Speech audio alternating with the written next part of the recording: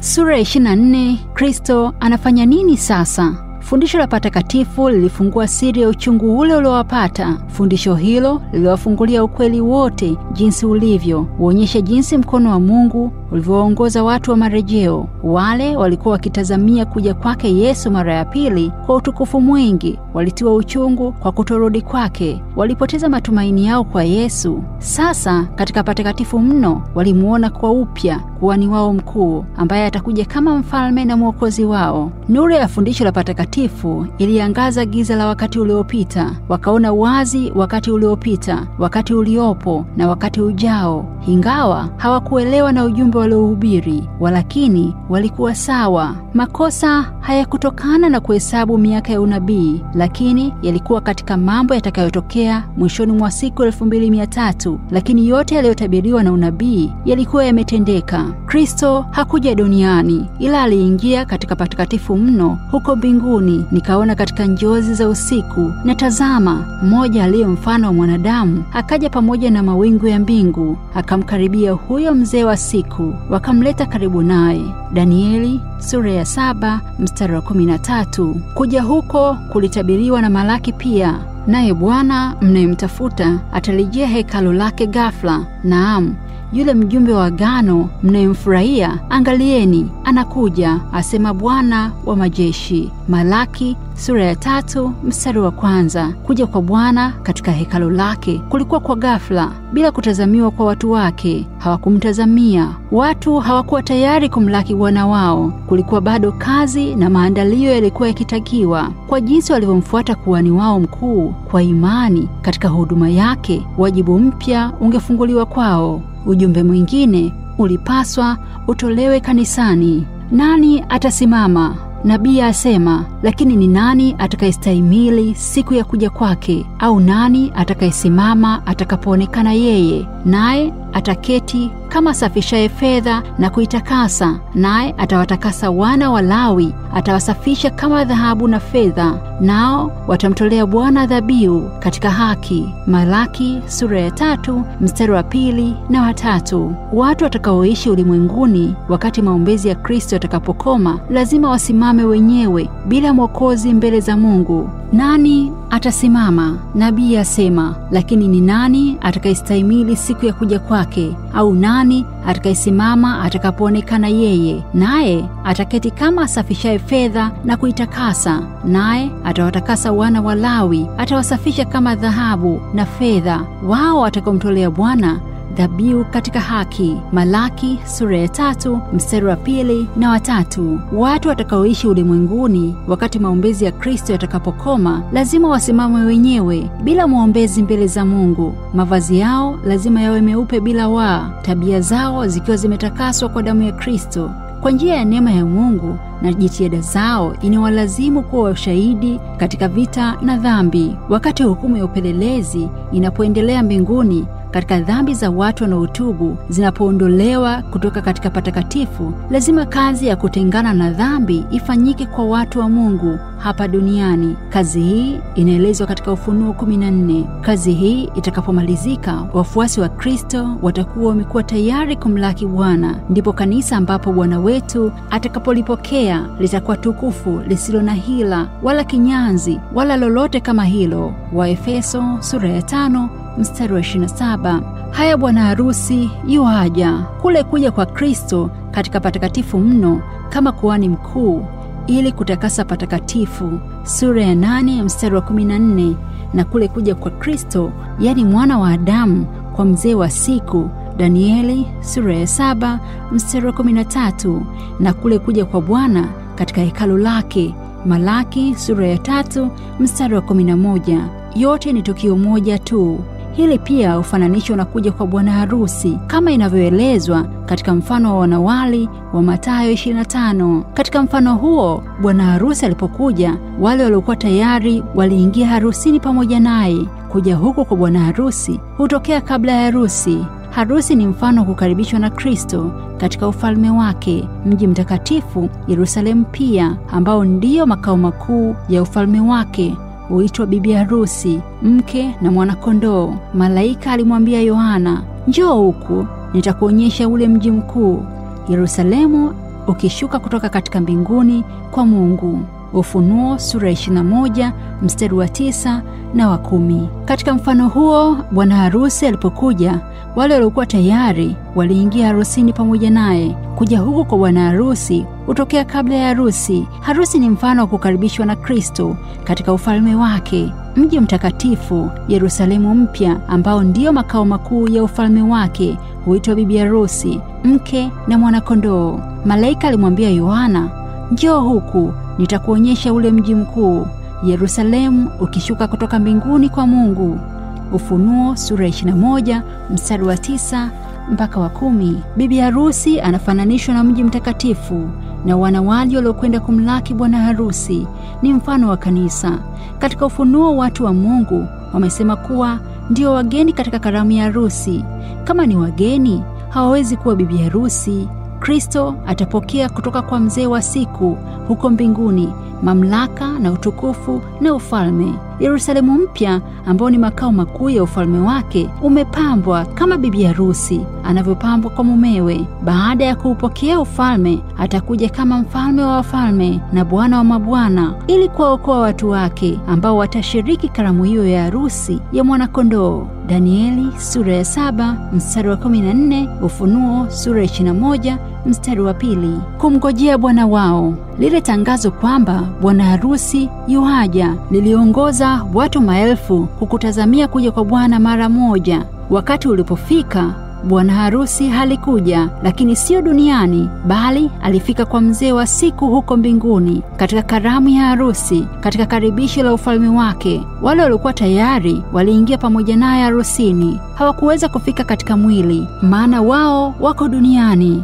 Wafuasi wa Kristo lazima wamngojee bwana wao mpaka atakaporudi kutoka katika harusi. Luka sura ya 12 mstari wa 36. Lakini ni lazima wafahamu kazi yake na kumfuata kwa kiroho katika imani. Kwa njia hii husema kuwa wanaingia harusini. Katika mfano, wale waliokuwa na mafuta katika taa zao waliingia harusini. Wale waliovumilia katika giza kuu na uchungu, wakingojea nuru zaidi, wakichunguza maandiko, walielewa fundisho la patakatifu pa mbinguni na huduma Kristo aliyochukua. Walimfuata kwa imani katika kazi anayofanya katika patakatifu pa mbinguni.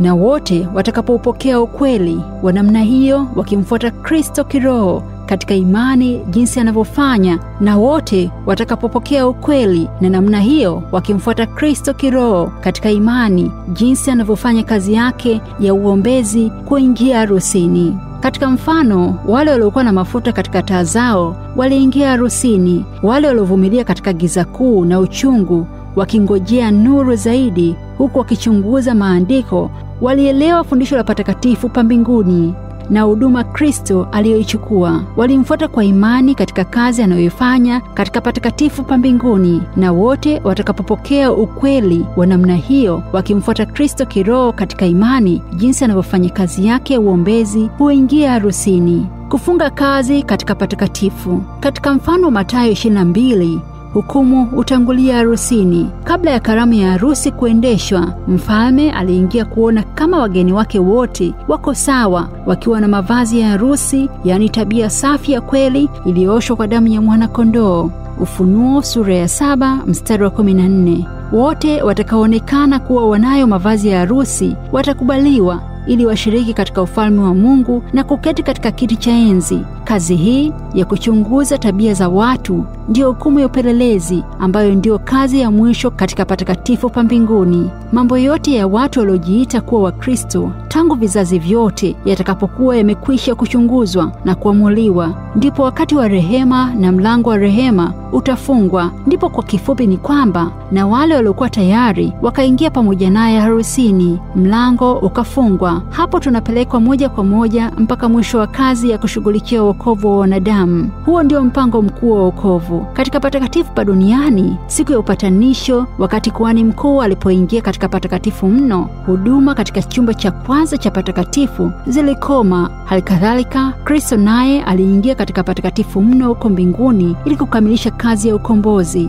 Huduma katika chumba cha kwanza ilikoma. Halafu kazi katika chumba cha pili, yaani patakatifu mno, ilianza. Kristo alikuwa amemaliza sehemu moja ya kazi yake ya ukombozi, ndipo alipoanza sehemu ya pili ya kazi, bado angali akiombea kwa Baba damu yake iwatakase wenye dhambi. Jinsi ukweli ulivyo kwamba mlango wa tumaini na rehema ambao miaka 1800 ulikuwa wazi, ulivyokuwa ukifungwa, mlango mwingine ulikuwa ukifunguliwa. Msamaha wa dhambi ulikuwa ukitolewa kwa maombezi ya Kristo katika patakatifu mno. Bado kulikuwa na mlango wazi katika patakatifu pa mbinguni ambapo Kristo anawahudumia wenye dhambi. Sasa itadhihirika maneno ya Kristo katika ufunuo yaliyosemwa hasa wakati huu. Haya ndiyo anenayo yeye aliye mtakatifu, aliye wa kweli, aliye na ufunguo wa Daudi, yeye mwenye kufungua wala hapana afungaye, naye afungaye wala hapana afunguaye. Tazama, nimekuwa mlango uliofunguliwa mbele yako, ambao hakuna awezaye kuufunga.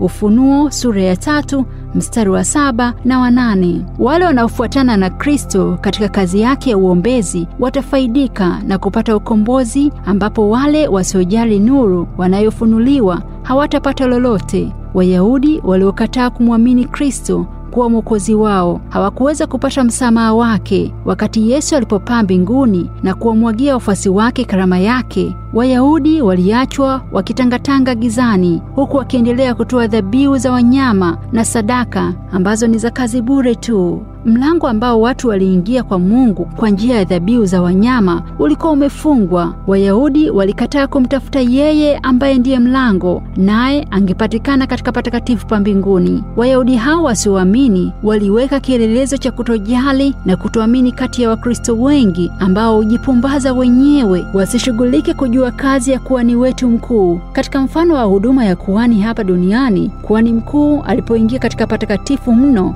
Waisraeli wote walitakiwa kukusanyika na kuzunguka patakatifu, huku wakijinyenyekesha mbele za Mungu kwa mioyo yao yote, ili wapate msamaha wa dhambi zao, wasije wakakataliwa mbali na kusanyiko la watakatifu. Je, ni muhimu kiasi gani kwa huduma ya kuhani wetu mkuu sasa, ambayo ni kama siku ya upatanisho, jinsi inavyotupasa kuelewa wajibu unaotupasa. Ujumbe ulitumwa kutoka mbinguni kuja ulimwenguni wakati wa Nuhu. Wokovu wao ulitegemea jinsi walivyojali ujumbe huo. Mwanzo sura ya 6 mstari wa 6 mpaka wa 9. Waebrania sura ya 11 mstari wa 7. Wakati wa siku ya Sodoma ilikuwa ni Lutu na mkewe na binti zake wawili tu ndio wangepona, na wengine wote waliangamizwa na moto uliotoka mbinguni. Mwanzo sura ya 19. Halikadhalika siku za Kristo, mwana wa Mungu aliwahubiria Wayahudi wasiojali, akasema, nyumba yenu mmeachiwa ukiwa. Mathayo sura ya 23 mstari wa 38. Akiangalia siku za mwisho, Mwokozi alisema, wala hawakuipenda ile kweli ili waokoke. Kwa hiyo Mungu atawaletea nguvu ya upotevu ili wauamini uongo. Wathesalonike 2 sura ya 2 mstari wa 10 na wa 11. Kama vile wasivyolijali neno lake wala mafundisho yake, Mungu atawaondolea roho yake na kuacha waamini uongo ambao wanaupenda. Lakini Kristo bado anawaombea wanadamu, na nuru itatolewa kwa wale wanaoitafuta. Kupita kwa wakati katika mwaka 1844 kulifuatiwa na kipindi kigumu cha majaribu mazito kwa wale walioshikilia imani ya marejeo. Nafuu yao ilikuja tu kwa nuru iliyowaongoza waone umuhimu wa huduma ya patakatifu pa mbinguni. Kupita kwa wakati katika mwaka 1844 kulifuatia kipindi kigumu cha majaribu mazito kwa wale walioshikilia imani ya marejeo. Nafuu yao ilikuja tu kwa nuru iliyowaongoza waone umuhimu wa huduma ya patakatifu pa mbinguni. Walipongojea na kuomba, waliona kuwa kuhani wetu mkuu ameingia katika patakatifu mno ili kuanza kazi yake ya sehemu ya pili. Wakimfuata kiroho kwa imani, waliongozwa pia kuona kufungwa kwa kazi ya kanisa. Walifahamu kwa dhahiri ujumbe wa malaika wa kwanza na wa pili, nao walijitayarisha kupokea na kutangaza ulimwenguni onyo kuu la ujumbe wa malaika wa tatu wa Ufunuo 14.